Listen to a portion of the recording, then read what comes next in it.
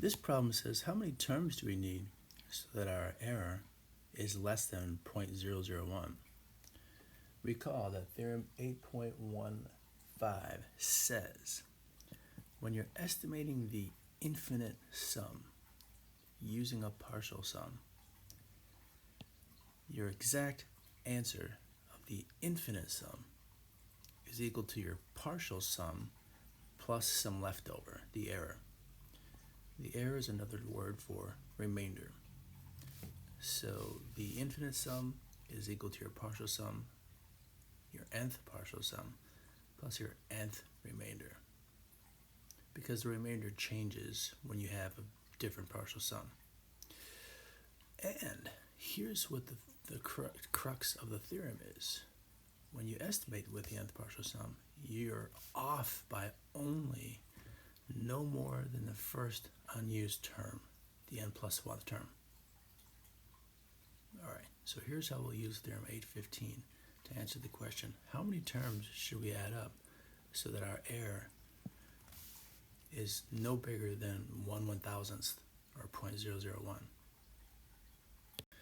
Recall that when we say a sub n, we're ignoring the negative part. It's just, in this case, 1/n3.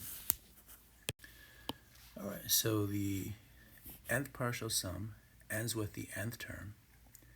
And if we stop at the nth term, the first unused term is the n plus 1th term, which would be 1/n plus 1 to the 3rd power. Alright, here we go. So the theorem says the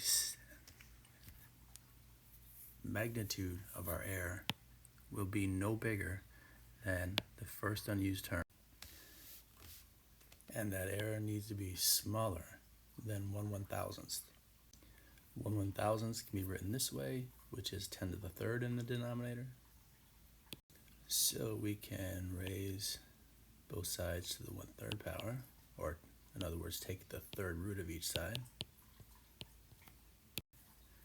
Continuing on, we can say that 10 is less than n plus 1, therefore n is greater than 9. So in order to have an error that's guaranteed to be smaller than 1/1000th, the number of terms has to be bigger than 9, so we'll need at least 10 terms. Which is pretty remarkable that this infinite series, if we only use 10 terms of the infinite series, our partial sum will already be less than 1/1000th away from the infinite sum.